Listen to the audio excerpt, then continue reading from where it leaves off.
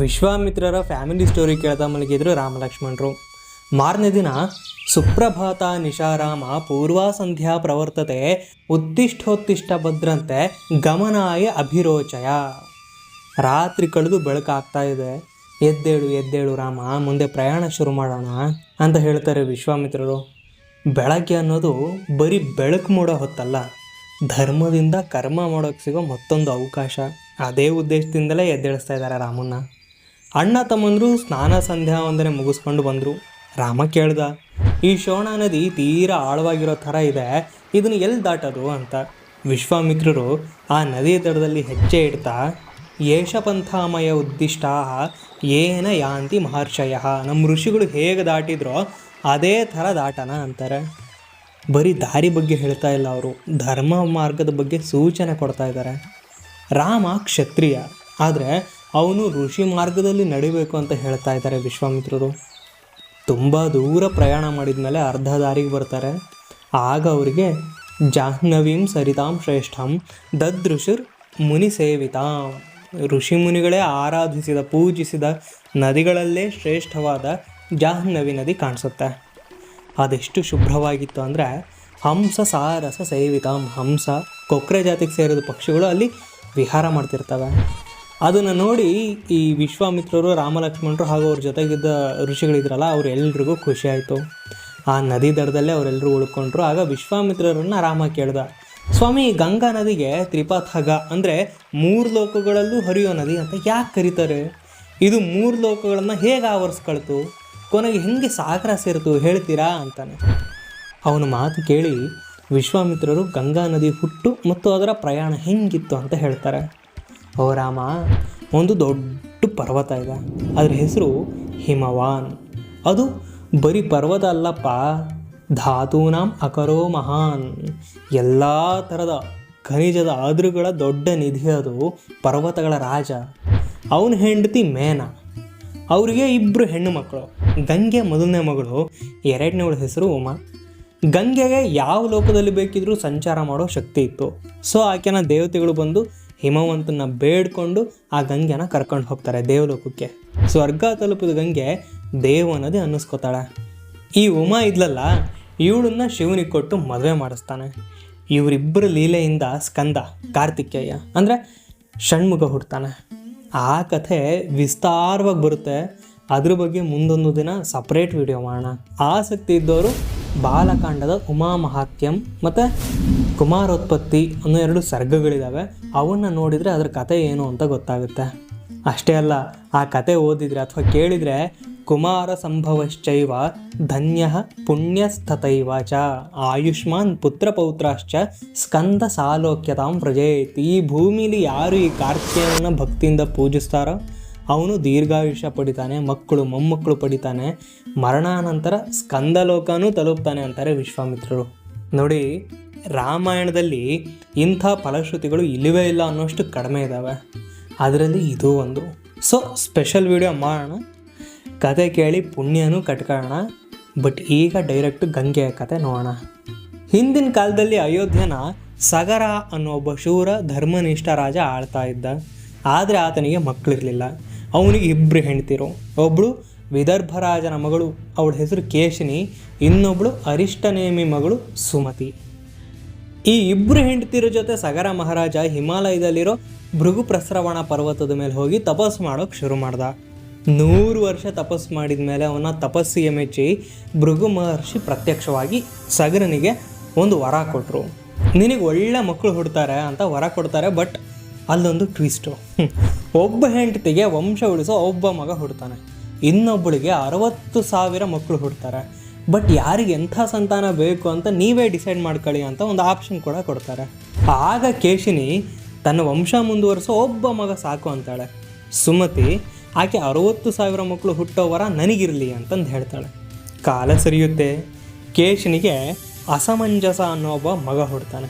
ಸುಮತಿಗೆ 60,000 ಜನ ಮಕ್ಕಳು ಹುಡ್ತಾರೆ. ಅವರು ಪುಟ್ಟದಾಗಿದ್ರಲ್ಲ, ಅವರನ್ನು ಈ ದೊಡ್ಡ ಮಗ ಅಸಮಂಜಸ ಏನು ಮಾಡ್ತಿದ್ದ, ಹಿಡ್ಕೊಂಡು ಹೋಗೋದು, ಸರಯೂ ನದಿಲಿ ಹಾಕಿ ಅವರು ಮುಳುಗ್ತಾ ಇದ್ರೆ ನೋಡಿ ನಗ್ತಾ ಇದ್ನಂತೆ. ಈ ಥರ ಸಜ್ಜನರನ್ನ ಕಾಡೋ ಈ ಪಾಪದ ಕೆಲಸ ಮಾಡ್ತಾ ಇದ್ನಲ್ಲ ಈ ಹುಡುಗ, ಈ ಮಗನ್ನ ಸಗರ ಮಹಾರಾಜ ತನ್ನ ರಾಜ್ಯದಿಂದ ಬಹಿಷ್ಕಾರ ಹಾಕಿ ಹೊರಗಡೆ ಕಳಿಸ್ತಾನೆ. ಈ ಅಸಮಂಜಸನಿಗೆ ಒಬ್ಬ ಶಕ್ತಿಶಾಲಿ ಮಗ ಕೂಡ ಇದ್ದ. ಅವನ ಹೆಸರು ಅಂಶುಮಾನ್. ಅವನು ಒಳ್ಳೆಯವನಾಗಿದ್ದ. ಒಂದಿನ ಸಗರನಿಗೆ ಒಂದು ಯಜ್ಞ ಮಾಡೋ ಆಲೋಚನೆ ಬಂತು. ಹಿಮವತ್ ಪರ್ವತ ಮತ್ತು ವಿಂಧ್ಯ ಪರ್ವತ ಇವೆರಡರ ಮಧ್ಯೆ ಇದ್ದ ಜಾಗದಲ್ಲಿ ಯಜ್ಞ ಮಾಡೋಕ್ಕೆ ನಿರ್ಧಾರ ಮಾಡ್ದ. ಸಗರನ ಮೊಮ್ಮಗ ಅಂದರೆ ಅಸಮಂಜಸನ ಮಗ ಅಂಶುಮಾನ್ ಯಜ್ಞದ ಕುದುರೆನ ಕಾಯೋಕ್ಕೆ ಅದರ ಜೊತೆ ಹೊರಡ್ತಾನೆ. ಯಜ್ಞದ ಕೊನೆ ದಿನ ಪೂಜೆ ನಡೀತಾ ಇರೋವಾಗ ದೇವೇಂದ್ರ ರಾಕ್ಷಸನ ವೇಷದಲ್ಲಿ ಬಂದು ಯಜ್ಞದ ಕುದುರೆನ ಕದ್ಕೊಂಡು ಹೋಗ್ಬಿಡ್ತಾನೆ. ಅವನಿಗೆ ಯಾವಾಗಲೂ ಅಷ್ಟೇ ಇನ್ಸೆಕ್ಯೂರಿಟಿ ಫೀಲಿಂಗು. ಯಾರಾದರೂ ಒಳ್ಳೆ ಯಜ್ಞ ಮಾಡ್ತಾ ಇದ್ದಾರೆ ಅಂದರೆ ಸಾಕು, ಒಂದು ಹನಿ ಡ್ರಾಪ್ ಮಾಡ್ತಾನೆ, ಇಲ್ಲಾಂದರೆ ಹಿಂಗೆ ಬಂದು ಏನಾದರೂ ಎಡವಟ್ಟು ಮಾಡ್ತಾನೆ. ವಿಷಯ ಗೊತ್ತಾಗ್ತಿದ್ದಂಗೆ ಸಗರ ತನ್ನ 60,000 ಜನ ಮಕ್ಕಳನ್ನ ಕರೆದು ಹೇಳ್ತಾನೆ, ಪವಿತ್ರ ಯಾಗ ನಡೆಯೋ ಜಾಗಕ್ಕೆ ರಾಕ್ಷಸರು ಬಂದುಬಿಟ್ಟಿದ್ದಾರೆ. ಈಗ ಮಕ್ಕಳೇ, ನೀವೇನು ಮಾಡಬೇಕು ಅಂದರೆ ಸಮುದ್ರ ಮಾಲಿನೀಂ ಸರ್ವಂ ಪೃಥಿವೀಂ ಅನುಗಚ್ಚತ, ಸಮುದ್ರವನ್ನೇ ಹಾರ್ದ ಹಾಕಿ ಸುತ್ತಕೊಂಡಿರೋ ಈ ಇಡೀ ಭೂಮಿನ ಹುಡುಕಿ, ಏಕೈಕ ಯೋಜನಂ ಪುತ್ರ ವಿಸ್ತಾರಂ ಅಧಿಗಚ್ಚತ, ಯಾವತ್ತು ತುರಗ ಸಂದರ್ಶ ತಾವತ್ ಖನನ ಮೇದಿನೀಂ, ಪ್ರತಿಯೊಬ್ಬರು ಒಂದೊಂದು ಯೋಜನದಷ್ಟು ಜಾಗನ ಕುದುರೆ ಸಿಗೋ ತನಕ ಅಗಿತಾನೆ ಹೋಗಿ ಅಂತಾನೆ. ಅವನ ಮಕ್ಕಳು ಹೋದರು ಹುಡುಕೊಂಡು ಕುದುರೆನ, ವಜ್ರದ ಹಾಕಿ ಗಟ್ಟಿಯಾಗಿದ್ದು ಉಗುರುಗಳಿಂದಲೇ ಅಗಿಯೋಕ್ಕೆ ಶುರು ಮಾಡಿದರು. ಈ ಶ್ಲೋಕಕ್ಕೆ ಒಂದು ಸ್ಪೆಷಾಲಿಟಿ ಇದೆ, ಅದನ್ನೇ ನಾವು ಈ ಸೀಸನ್ ಫಸ್ಟ್ ಎಪಿಸೋಡಲ್ಲೂ ಮಾತಾಡಿದ್ವಿ. ತುಂಬ ಜನ ಸಗರ ಹೇಳ್ತಾ ಇರೋದು ಗಾಂಡ್ವಾನ ಅನ್ನೋ ಸೂಪರ್ ಕಾಂಟಿನೆಂಟ್ ಬಗ್ಗೆ ಅಂತಾರೆ. ಬಟ್ ಇಲ್ಲಿ ಜಂಬೂ ದ್ವೀಪ ಅಂತ ನೋಡಿದರೆ ಇದರ ತೂಕ ಮತ್ತೂ ಜಾಸ್ತಿ ಆಗುತ್ತೆ. ಹಾಗಾದರೆ ಈ ಕಾಂಟಿನೆಂಟಿಗೂ ಈ ಜಂಬೂ ದ್ವೀಪಕ್ಕೂ ಏನು ನಂಟು, ಏನು ವ್ಯತ್ಯಾಸ? ಸಪ್ರೇಟ್ ವಿಡಿಯೋ ಮಾಡಲೇಬೇಕು, ಮಾಡೋಣ. ಮುಂದೇನಾಯಿತು ಕಥೆ ಕೇಳೋಣ. ಆ 60,000 ಜನ ಭೂಮಿ ಅಗದು ಪಾತಾಳ ಲೋಕ ತಲುಪ್ತಾರೆ. ಅಲ್ಲಿ ದಿಗ್ಗಜಗಳು ಕಾಣಿಸ್ತವೆ. ಪೂರ್ವ ದಿಕ್ಕಲ್ಲಿ ವಿರೂಪಾಕ್ಷ, ದಕ್ಷಿಣ ದಿಕ್ಕಲ್ಲಿ ಮಹಾಪದ್ಮ, ಪಶ್ಚಿಮ ದಿಕ್ಕಲ್ಲಿ ಸೌಮನಸ ಮತ್ತು ಉತ್ತರ ದಿಕ್ಕಲ್ಲಿ ಹಿಮದ ಹಾಗೆ ಬೆಳ್ಳಗಿರೋ ಭದ್ರ ಅನ್ನೋ ಆನೆ ಕಾಣಿಸುತ್ತೆ. ಅವಕ್ಕೆಲ್ಲ ನಮಸ್ಕಾರ ಮಾಡಿ ಪಾತಾಳ ದಾಟ್ಕೊಂಡು ಹೋಗಿ ನೋಡ್ತಾರೆ. ಅಲ್ಲೊಬ್ಬ ಋಷಿ, ಅವನ ಹಿಂದೆ ಇವರು ಯಾಕದ ಕುದುರೆ ನಿಂತುಬಿಟ್ಟಿದೆ. ಆ ಇಂದ್ರ ಬಂದು ಕಟ್ ಹಾಕಿ ಹೋಗ್ಬಿಟ್ಟಿದ್ದಾನೆ. ಆ ಋಷಿ ಕಪಿಲ ಅನ್ನೋ ಮಹರ್ಷಿ. ಕಪಿಲಂ ತತ್ರ ವಾಸುದೇವಂ ಸನಾತನಂ. ಈತ ಬರೀ ಋಷಿ ಅಲ್ಲ, ಸಾಕ್ಷಾತ್ ವಿಷ್ಣುವಿನ ಅವತಾರ. ಆ ವಿಚಾರ ಗೊತ್ತಿಲ್ಲದೆ ಈ ಹುಡುಗರು ಎಗರಾಡಿದರು. ಕಪಿಲ ಮಹರ್ಷಿ ಕೋಪ ಬಂತು. ಆ ಕೋಪ ಅವನಿಗೆ ಈ 60,000 ಜನರು ಸುಟ್ಟು ಬೂದಿ ಆಗೋದ್ರು. ಈ ಕಡೆ ಸಗರನಿಗೆ ಟೆನ್ಷನ್ನು, ತನ್ನ ಮಕ್ಕಳು ಹೋಗಿ ತುಂಬ ಟೈಮ್ ಆಯಿತು ಬಟ್ ವಾಪಸ್ ಬರಲಿಲ್ಲ ಅಂತ. ಸೊ ಅವ್ರನ್ನ ಹುಡ್ಕೊಂಡು ಬರೋಕ್ಕೆ ಅಂಶುಮನ್ನ ಕಳಿಸ್ತಾನೆ. ಅವ್ರು ಹೆಂಗೆ ಭೂಮಿ ಅಗದ್ಕೊಂಡು ಹೋಗಿದ್ರು ಅದೇ ದಾರಿ ಫಾಲೋ ಮಾಡ್ಕೊಂಡು ಹೋಗಿ ನೋಡ್ತಾನೆ. ಆಗಲ್ಲ ಅವನಿಗೆ ತನ್ನ ಚಿಕ್ಕಪ್ಪಂದರು ಕಾಣಿಸಿದ್ರು, ಬಟ್ ಬೂದಿಯ ರಾಶಿಯಾಗಿ. ಅವನಿಗೆ ಬೇಜಾರಾಗೋಯ್ತು. ಅಟ್ಲೀಸ್ಟ್ ಅವರಿಗೆ ಅಂತಿಮ ಸಂಸ್ಕಾರ ಮಾಡೋಕ್ಕೆ ನೀರು ಹಾಕೋಣ ಅಂದರೆ ಅವನಿಗಲ್ಲೆಲ್ಲೂ ನೀರು ಸಿಗಲಿಲ್ಲ. ಅವನ ದುಃಖ ನೋಡಿದ ಗರುಡ ಒಂದು ಮಾತು ಹೇಳ್ತಾನೆ. ಈ ಗರುಡ ತನ್ನ ಚಿಕ್ಕಪ್ಪಂದಿರೋ ಸೋದರ ಮಾವ. ಹೇಗೆ ಅಂದರೆ ಸಗರನ ಹೆಂಡತಿ ಸುಮತಿ ಇದ್ಲಲ್ಲ, ಆಕೆ ಗರುಡನ ತಂಗಿ, ಅದು ಸಂಬಂಧ. ಆತ ಹೇಳ್ತಾನೆ, ಆಗಿದ್ದೆಲ್ಲ ಒಳ್ಳೇದೇ ಆಯಿತು ಅಂದ್ಕ ಇವರಿಗೆ ಸಾಮಾನ್ಯ ನೀರಿಂದ ತರ್ಪಣ ಕೊಟ್ಟರೆ ಆಗಲ್ಲ, ಗಂಗೆನೇ ಬರಬೇಕು ಅಂತಾನೆ. ಆ ಗಂಗಾಜಲ ಈ ಭಸ್ಮದ ಮೇಲೆ ಬಿದ್ದರೆ ಮಾತ್ರ ಇವರೆಲ್ಲ ಸ್ವರ್ಗಕ್ಕೆ ಹೋಗೋದು ಅಂತಾನೆ. ಅದು ಎಷ್ಟು ದೊಡ್ಡ ಕೆಲಸ ಅನ್ನೋದು ಅಂಶುಮನ್ಗೆ ಗೊತ್ತಿತ್ತು. ಸೊ ಸದ್ಯಕ್ಕೆ ಇಮಿಡಿಯೇಟಾಗಿ ತನ್ನ ಅಜ್ಜನ ಯಜ್ಞಕ್ಕೆ ಕುದುರೆ ತಗೊಂಡು ಹೋಗಬೇಕಿತ್ತು. ಅದೇ ಮೇನ್ ಇಂಪಾರ್ಟೆಂಟ್ ಕೆಲಸ ಇದ್ದಿದ್ದು.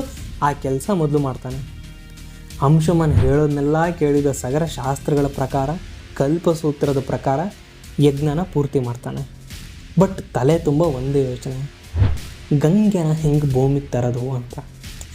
ಇದನ್ನೇ ಯೋಚನೆ ಮಾಡ್ತಾ ಮಾಡ್ತಾ 30 ವರ್ಷ ಸಹಸ್ರಾಣಿ ರಾಜ್ಯಂ ಕೃತ್ವಾ ದಿವಂಗತಃ, 30,000 ವರ್ಷ ಆಳ್ವಿಕೆ ಮಾಡಿ ಅದೇ ಯೋಚನೆಯಲ್ಲಿ ಸತ್ತು ಸ್ವರ್ಗ ಸೇರ್ತಾನೆ. ಸಗರ ಆದಮೇಲೆ ಈ ಅಂಶುಮನ್ ರಾಜ ಆಗ್ತಾನೆ. ಅವನಿಗೆ ದಿಲೀಪ ಅನ್ನೋ ಮಗ ಇದ್ದ. ಅವನಿಗೆ ತನ್ನ ರಾಜ್ಯ ಒಪ್ಪಿಸಿ ಪವಿತ್ರ ಹಿಮವತ್ ಪರ್ವತಕ್ಕೆ ತಪಸ್ ಮಾಡೋಕ್ಕೆ ಹೋಗ್ತಾನೆ. ಈಗ ದಿಲೀಪನಿಗೆ ಟೆನ್ಷನ್ ಶುರುವಾಯಿತು. ತನ್ನ ಮುತ್ತಜ್ಜನ ಮಕ್ಕಳು ತನ್ನ ಚಿಕ್ಕಪ್ಪಂದ್ರಿಗೋಸ್ಕರ ಗಂಗೆನ ಭೂಮಿಗೆ ತರೋದು ಹೆಂಗೆ ಅಂತ. ಕಥಂ ಗಂಗಾವತರಣಂ ಕಥಂ ತೇಷಂ ಜಲಕ್ರಿಯಾ ತಾರೆಯೇಯಂ ಕಥಂ ಚೈತನ್ ಇತಿ ಚಿಂತ ಪರೋಭವತ್. ಗಂಗೆನ ತರೋದು ಹೆಂಗೆ, ಪಿತೃಗಳಿಗೆ ಆ ಜಲತರ್ಪಣ ಕೊಡೋದು ಹೆಂಗೆ, ಅವ್ರ ಆತ್ಮಕ್ಕೆ ಮೋಕ್ಷ ಕೊಡಿಸೋದು ಹೆಂಗೆ, ಇದೇ ಯೋಚನೆಯಲ್ಲಿ ಬಿದ್ದಿದ್ದ. ಇದಕ್ಕೆ ಕಾರಣ ನಮ್ಮಲ್ಲಿರೋ ಪಿತೃಋಣದ ಪ್ರಜ್ಞೆ. ನಮ್ಮ ಹುಟ್ಟಿಗೆ ಕಾರಣವಾದ ನಮ್ಮ ಹಿರಿಯರು ಸತ್ತ ಮೇಲೂ ನೆಮ್ಮದಿಯಾಗಿರಬೇಕು ಅನ್ನೋದೇ ನಮ್ಮ ಸನಾತನ ಧರ್ಮದ ಮುಖ್ಯ ಧ್ಯೇಯಗಳಲ್ಲೊಂದು. ಅದೇ ಈಗ ದಿಲೀಪನ್ನು ಕಾಡ್ತಾ ಇತ್ತು. ಇವನು ಅಷ್ಟೇ ಯೋಚನೆ ಮಾಡ್ದ, ಕೆಲಸ ಮಾಡಲಿಲ್ಲ. ಕಡೆಗೆ ವ್ಯಾಧಿ ಬಂದು ಮರಣ ಹೊಂದಿದ. ಇವನಿಗೊಬ್ಬ ಮಗ ಇದ್ದ, ಅವನೇ ಭಗೀರಥ. ಇವನನ್ನು ವಾಲ್ಮೀಕಿ ರಾಜರ್ಷಿ ಅಂತ ಕರೀತಾರೆ. ಇವನು ಹೇಗಾದರೂ ಮಾಡಿ ಗಂಗೆನ ಭೂಮಿಗೆ ತರಲೇಬೇಕು ಅಂತ ಡಿಸೈಡ್ ಮಾಡಿ ತನ್ನ ರಾಜ್ಯನೆಲ್ಲ ಮಂತ್ರಿಗಳಿಗೆ ಒಪ್ಪಿಸಿ ಅವ್ರ ಕೈಗೆ ಪವರ್ ಆಫ್ ಅಟಾರ್ನಿ ಕೊಟ್ಟು ಎಲ್ಲಿಗೆ ಬಂದ ಗೊತ್ತಾ? ನಮ್ಮ ಗೋಕರ್ಣಕ್ಕೆ. ಸಾ ತಪೋ ದೀರ್ಘಮತಿ ಶಾನ್ ಗೋಕರ್ಣೇ ರಘುನಂದನ. ಗೋಕರ್ಣ ಅನ್ನೋ ಪುಣ್ಯಕ್ಷೇತ್ರದಲ್ಲಿ ತಪಸ್ಸಿಗೆ ನಿಂತ. ಅದು ಎಂಥ ತಪಸ್ಸು! ಊರ್ಧ್ವಬಾಹು, ಕೈ ಎತ್ತಿ ನಿಂತಿದ್ದ. ಪಂಚತಪ, 4 ದಿಕ್ಕಲ್ಲೂ ಬೆಂಕಿ, ನೆತ್ತಿ ಮೇಲೆ ಸೂರ್ಯ. ಮಾಂಸಾಹಾರ, ತಿಂಗಳಿಗೆ 1 ಸಲ ಊಟ. ಜಿತೇಂದ್ರಿಯ, ಇಂದ್ರಿಯಗಳನ್ನು ಕಂಟ್ರೋಲ್ನಲ್ಲಿ ಇಟ್ಕೊಂಡಿದ್ದ. ದೃಷ್ಟಿ, ಮಾತು, ಯೋಚನೆ, ಹಸಿವು, ಬಯಕೆ ಎಲ್ಲನೂ ಕಂಟ್ರೋಲ್ ಮಾಡ್ಕೊಂಡಿದ್ದ. ಇದು ಭಗೀರಥ ಪ್ರಯತ್ನ. ಇದು ನಡೀತಿರೋದಲ್ಲಿ ನಮ್ಮ ಗೋಕರ್ಣದಲ್ಲಿ. ಇದ್ರ ಹಿಂದೆ ಒಂದು ಸ್ಪೆಷಾಲಿಟಿ ಇದೆ, ಅದೇನು ಅಂತ ನಾನು ಮುಂದಿನ ವಾರ ಹೇಳ್ತೀನಿ. ಅಷ್ಟರಲ್ಲಿ ನಿಮಗೆ ಗೊತ್ತಿದ್ರೆ ಕಮೆಂಟ್ ಮಾಡಿ ನೋಡೋಣ. ಮತ್ತೆ ಸಿಗೋಣ. ನಮಸ್ಕಾರ.